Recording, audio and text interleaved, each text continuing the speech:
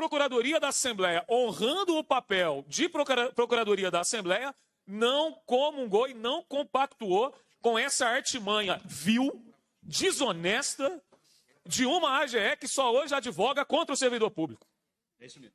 Contra o servidor público. Temos que colocar as coisas no seu devido lugar. Servidor do Estado advogando contra servidor do Estado. É isso mesmo, professor. Essa é a questão, Sargento Rodrigues.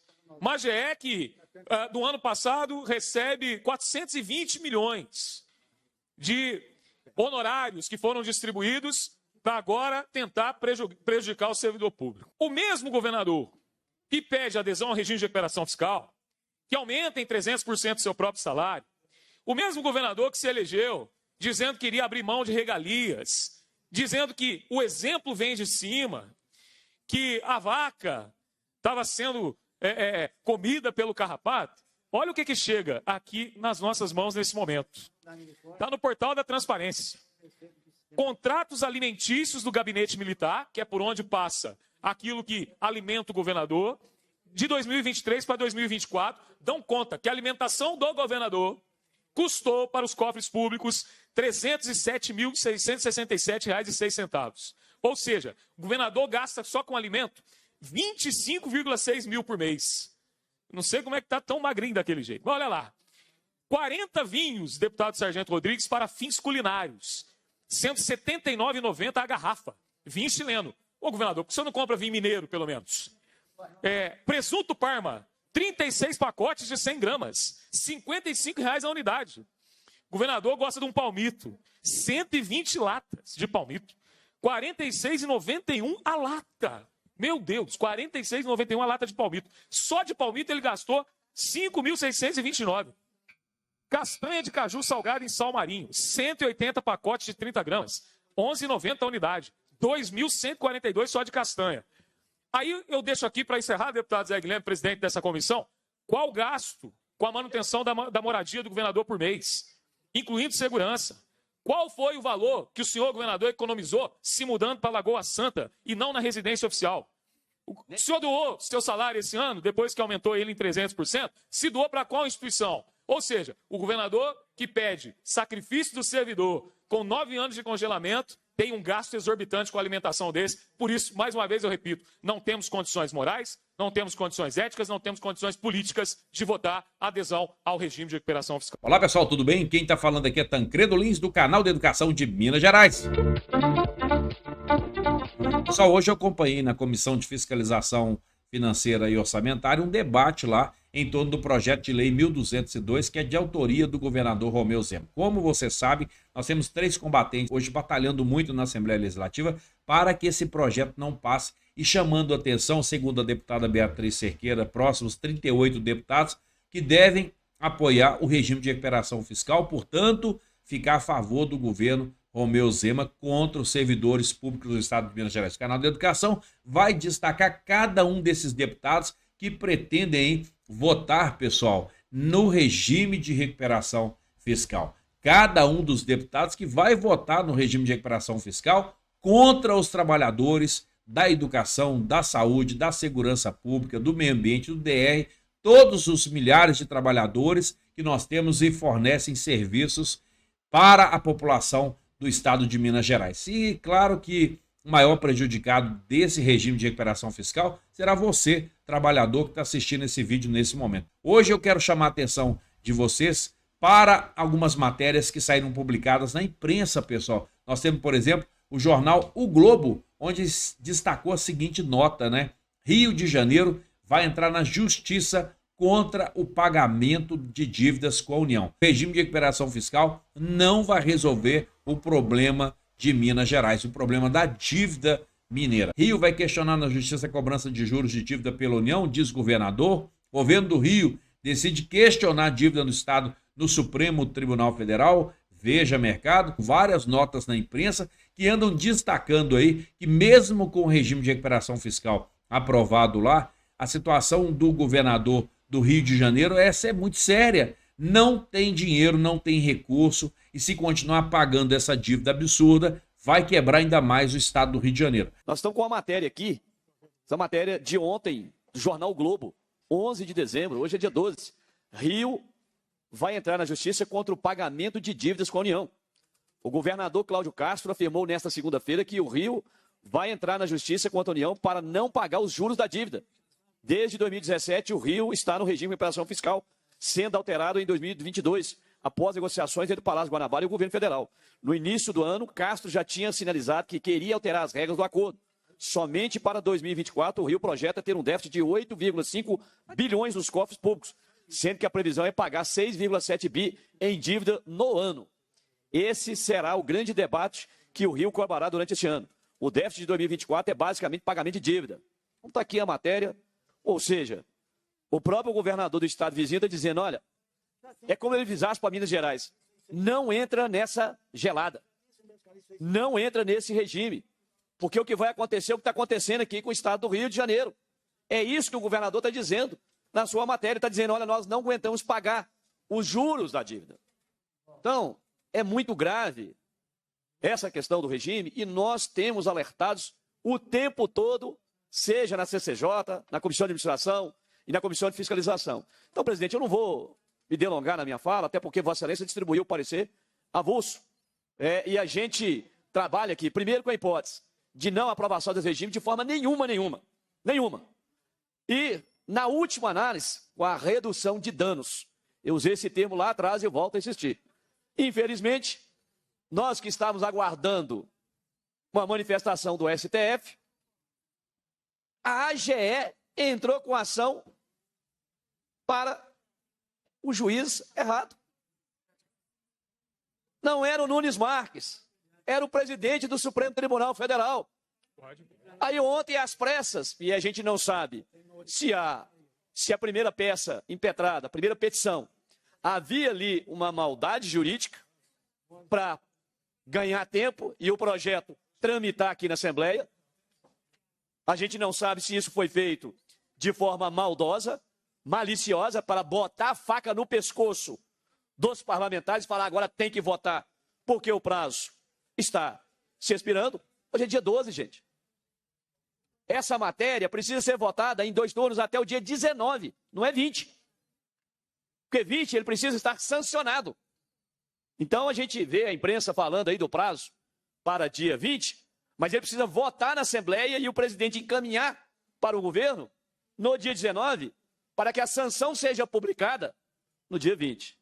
Então, para quem não estava sabendo, nós amanhecemos com essa notícia. O governo teve informação, olha, não é aqui, porque o Nunes Marques falou, não é comigo, essa ação aqui já se encerrou. Então tem que ir ao presidente do Supremo Tribunal Federal. Aí peticionaram ontem à noite para um prazo que está se expirando.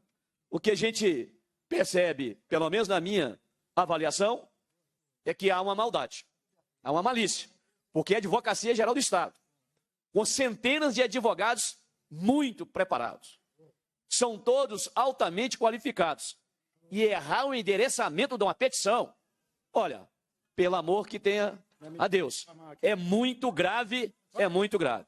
Então, presidente, trago aqui esse alerta, né? A matéria avança aqui e a matéria do Globo de ontem. Se o governador do Rio de Janeiro está dizendo para Minas Gerais, olha, vou ao Supremo que eu não dou conta de pagar os juros que estão no regime, que estão no contrato chamado regime de recuperação fiscal. Então é como se o governador Cláudio Castro falasse assim, Minas Gerais, não entra nessa lapuca. Deputados e deputadas de Minas Gerais, não aprova essa matéria, porque vocês vão arrepender amargamente. As políticas públicas serão castigadas, destruídas, os servidores públicos extremamente prejudicados e o Estado com a dívida impagável e com juros que não passarão. Aí 6 meses o governo já vai novamente ao Supremo. Então, presidente, o que a gente pede é o seguinte, até amanhã, Vossa Excelência distribui o avulso, mas que pense um pouquinho mais para a gente retirar essa matéria da pauta em definitivo. Porque é isso que nós queremos, é retirar o PL 1202 e o PL 138 em definitivo. Tem que ser enterrado nas gavetas, nos escaninhos da Assembleia e nunca mais voltar à pauta. E nunca mais voltarmos a debater essa matéria. Vamos aguardar a decisão do STF, que é o melhor caminho. Sim, não dá para tratar com normalidade, gente, ou com naturalidade. Porque nós estamos falando do futuro do Estado na próxima década. Nós estamos falando de um assunto que eu, pelo menos, parei tudo que eu estava fazendo e tem absolutamente o quê? Deve ter 2 meses que todos nós estamos aqui todos os dias. Audiência pública, obstrução, discussão em 3 comissões, discussão em plenário. E o governo faz o pedido no lugar errado, peticiona no processo errado. Na véspera de finalizar o prazo, tem uma tática do governo do Estado. Não nos iludamos. Eu não consigo acreditar que uma advocacia geral do Estado peticiona no lugar errado. Eu não consigo acreditar que o governador, que passou os últimos 4 anos em tratativas diretas no STF, jogou uma petição, um protocolo. Nós sabemos que o judiciário não funciona assim. Nós sabemos que, ao peticionar, você pede para despachar com o gabinete do relator. Nós sabemos que um governador do Estado pode pedir uma agenda com o presidente do STF. Nós sabemos que esse processo ele é um processo normal. Quando eu vejo no Tribunal de Justiça as tentativas do governador de declarar inconstitucional a lei do piso, eu saio batendo na porta de todos os desembargadores. Porque é meu papel conversar e defender a legislação aprovada pela Assembleia Legislativa. Então, eu converso com os desembargadores. É um processo normal, natural do judiciário. Como é que o governo do Estado peticiona no lugar errado? 5 dias depois descobre que peticionou no lugar errado? E vai fazer uma nova petição? O governo Zema está fazendo a Assembleia de boba, e nós estamos topando, né, passar esse recibo, porque o governo não quis votar o projeto, desde que ele foi para a pauta, porque ele quer um prazo pequeno entre o primeiro e o segundo turno, para evitar que os deputados da base dele sejam pressionados entre o primeiro e o segundo turno de votação. Então, ele quer um tempo muito curto entre uma votação e outra, para ele conseguir o número necessário de votos, que ele não tem, mas para evitar o desgaste e evitar que a sociedade acompanhe as discussões da Assembleia. Porque quando as votações acontecem durante o dia, a classe trabalhadora está trabalhando. Ela vai entender, vai verificar, os servidores estão trabalhando. Ela vai ter acesso a essas informações no final do dia, para entender o que aconteceu no Legislativo Estadual, que decide demais a vida dela. E aí o curto espaço de tempo entre uma votação e outra é para a sociedade não conseguir acompanhar as discussões no Legislativo. Então tem uma tática em curso, muito nítida, de quem quer o regime de recuperação fiscal. Porque entre a reunião em Brasília, em que o presidente Lula recebeu o presidente do Senado, recebeu o presidente da Assembleia Legislativa e, portanto, teve a posição de que sim, o governo federal quer o diálogo e quer resolver em definitivo o problema da dívida. Eu estou atrapalhando todo mundo, né, gente? Eu peço desculpas. Entre esse momento do debate, da ida a Brasília, e o pedido do governo Zema para prorrogar, teve um tempo enorme. E agora a gente descobre que, mesmo alertado pela Assembleia Legislativa, porque fez a petição no lugar errado. E vai ter que peticionar de novo. Hoje é que dia? Hoje é dia 12, aniversário de Belo Horizonte. Nós temos 8 dias corridos para vencer o prazo no STF. O governo não quis a prorrogação. E está fazendo um grande teatro. Para a imprensa, para a sociedade, o governo Zema está fazendo um grande teatro, com todo respeito ao teatro, né? Não é uma analogia boa, porque a gente gosta muito do teatro, mas o governo Zema está se comportando, então, vou mudar a minha referência, de forma desrespeitosa com a sociedade, ao fazer o que fez. Então, assim, é gravíssimo, e agora ninguém explica, porque eu li aqui as notícias no jornal, ninguém deu explicação do porquê que foi feito na ação errada. Como que a Advocacia Geral do Estado, qual que é o salário da turma que está lá? Que tem o dever de prestar o serviço à sociedade mineira? Mas para destruir a política do piso salarial, Denise, a turma não erra a petição. Para multar o Sindiúti em 3 milhões de reais e exigir a execução da multa, a turma não erra o lugar da petição. Para tentar criminalizar as paralisações que o Sindiúti fez no último período contra o regime de recuperação fiscal, a turma não erra o lugar da petição. Eu vou encerrar. Para tudo isso é de uma competência invejável. Mas para um assunto que vai decidir a vida de nosso Estado, a turma erra o lugar da petição. e fica de boa, com a Assembleia avançando na tramitação dos projetos da recuperação fiscal. O governador Zema nunca quis renegociar a dívida. E quando viu o protagonismo do presidente da Assembleia, o protagonismo do presidente do Senado, o protagonismo do presidente da República no diálogo correto sobre a renegociação da dívida, acelerou aqui, fingiu que pediu prazo, jogou a petição no lugar errado e vai dizer daqui a pouco que não tem tempo. E os deputados que votarão a favor do regime vão argumentar a mesma coisa, que não tem tempo mais, porque o judiciário não prorrogou o prazo, que o governo não pediu quando deveria ter pedido. Então é grave, muito grave, o que está acontecendo. Vocês já sabem o que aconteceu aqui, né? Foi distribuído em avulso, não será convocada, de acordo com o presidente, nova reunião para hoje, será convocada nova reunião para amanhã, para apreciar os 2 projetos do regime de recuperação fiscal. O que quer dizer...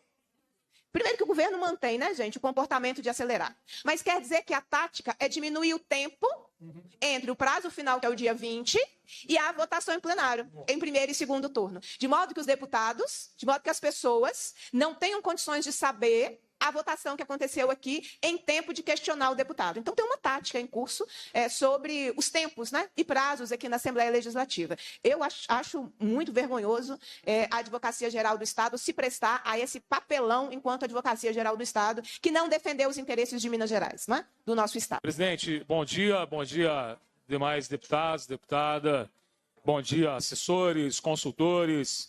Bom dia, de forma muito especial, mais uma vez, aos servidores e servidoras sempre presentes aqui. Bom, eu queria, nesse Pela Ordem, presidente, mais uma vez solicitar a retirada de pauta desse projeto que nasceu falido, que é um projeto natimorto. O que o deputado Sargento Rodrigues traz, eu já tinha ouvido pessoalmente do governador Cláudio Castro, num encontro que eu tive com ele em Aparecida, quando eu abordei para perguntar qual eram as consequências do regime de recuperação fiscal para o governo dele. E a resposta está aí, deputado Sargento Rodrigues. Um governador que semanalmente vai para Brasília e que agora recorre à justiça para tentar celebrar novos termos de uma dívida que só se multiplicou com a adesão ao regime de recuperação fiscal. E vai pessoalmente, não manda recado, não manda advogado, não fica batendo no governo federal pela imprensa, não se esconde atrás da sua própria mediocridade. E agora também, deputado Sargento Rodrigues, a deputada Beatriz Cerqueira fala dessa mancha na história da advocacia mineira. Porque o que a AGE fez envergonha a história da advocacia mineira. Porque, para quem não tem conhecimento, senhores e senhoras, esse tema, que é a questão da dilação do prazo no Supremo Tribunal Federal, e essa questão da dívida de Minas, ela se encontra em 3 ações. Uma, nas mãos do atual presidente do Supremo Tribunal Federal, ministro Luiz Roberto Barroso. Uma outra ação nas mãos do ministro Cássio Nunes Marques. E uma outra que se encontrava com a ministra Rosa Weber e que agora, naturalmente, foi para as mãos do Cristiano Zanin. Só que a ação do Cristiano Zanin e a ação do Cássio Nunes Marques já transitaram em julgado. Então a AGE tinha que acionar, deputado Ulisses Gomes, era o ministro Barroso.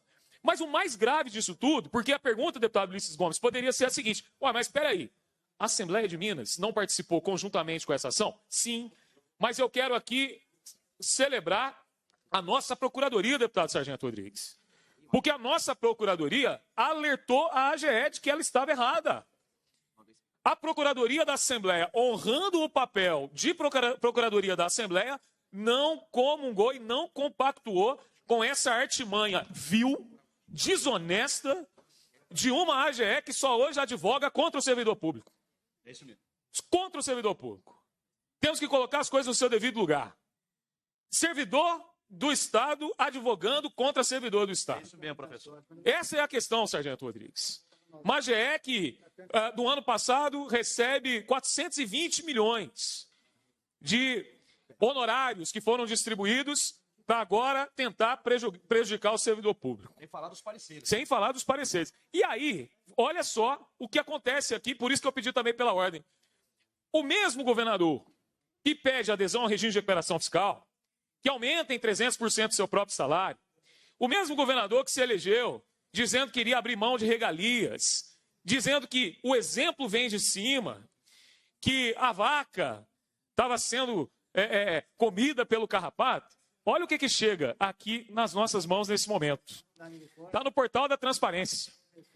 Contratos alimentícios do gabinete militar, que é por onde passa aquilo que alimenta o governador, de 2023 para 2024, dão conta que a alimentação do governador custou para os cofres públicos R$ 307.667,06. Ou seja, o governador gasta só com alimento 25,6 mil por mês. Não sei como é que está tão magrinho daquele jeito. Mas olha lá. 40 vinhos, deputado Sargento Rodrigues, para fins culinários. Sendo R$ 79,90 a garrafa. Vinho chileno. Ô, governador, por que o senhor não compra vinho mineiro, pelo menos? Presunto Parma, 36 pacotes de 100 gramas. R$ 55,00 a unidade. O governador gosta de um palmito. 120 latas de palmito. R$ 46,91 a lata. Meu Deus, R$ 46,91 a lata de palmito. Só de palmito ele gastou R$ 5.629. Castanha de caju salgada em sal marinho, 180 pacotes de 30 gramas, R$ 11,90 a unidade, R$ 2.142 só de castanha. Aí eu deixo aqui para encerrar, deputado Zé Guilherme, presidente dessa comissão, qual o gasto com a manutenção da moradia do governador por mês, incluindo segurança.